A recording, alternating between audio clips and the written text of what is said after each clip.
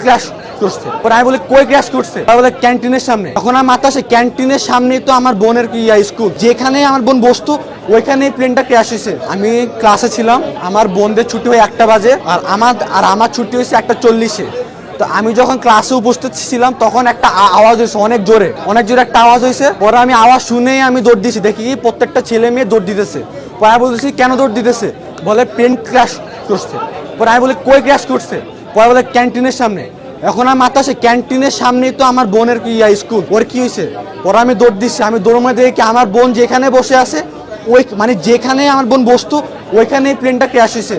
আমি পাগলের মতো খুঁজতেছি আমার বোনকে, আর বোনকে আমি পাচ্ছি না। আমি পরে দুয়া আমি দেখি যে ক্যান্টিনের মধ্যে আমার বোন দাঁড়িয়ে আছে, ওর মাথা দিয়ে ব্লাড ব্লিডিং হচ্ছে, প্লাস ওর হাত পা সব ফোসা ফুটে গেছে। প্লাস আমি যখন যাই তখন দেখি যে অনেকগুলো বাচ্চা 2 ভাগ হয়ে আছে, অনেকগুলো বাচ্চা ছোট ছোট বাচ্চা 2 ভাগ হয়ে আছে, গেটের সামনে 2 ভাগ হয়ে পড়ে আছে।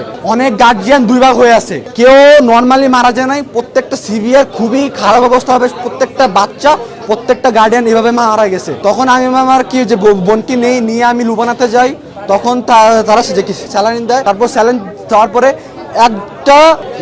একটা নার্স একটা ডাক্তার, নাম হচ্ছিল ফারজানা, উনি আমাকে 2000 টাকা দিছে। উনি আমাকে চিনেও না, উনি আমাকে 2000 টাকা দিয়ে বলছে ধরো আব্বু। উনি আমাকে জড়া ধরে কান্না শুরু করছে, আব্বু ধরো, তুমি তোমার বোনকে নিয়ে যাও, যত যা লাগে নাও। উনি এত একজন ভালো মানুষ, উনি আমাকে অ্যাম্বুলেন্স ঠিক করে দিছে। তারপর আমি ওই অ্যাম্বুলেন্সে করে আমি আমার বোনকে নিয়ে আসছি। তখন এখান থেকে তখন তারা আমাদের ট্রিটমেন্ট করে, তারপর ট্রিটমেন্ট করে আমাদের কোর্টে টানে।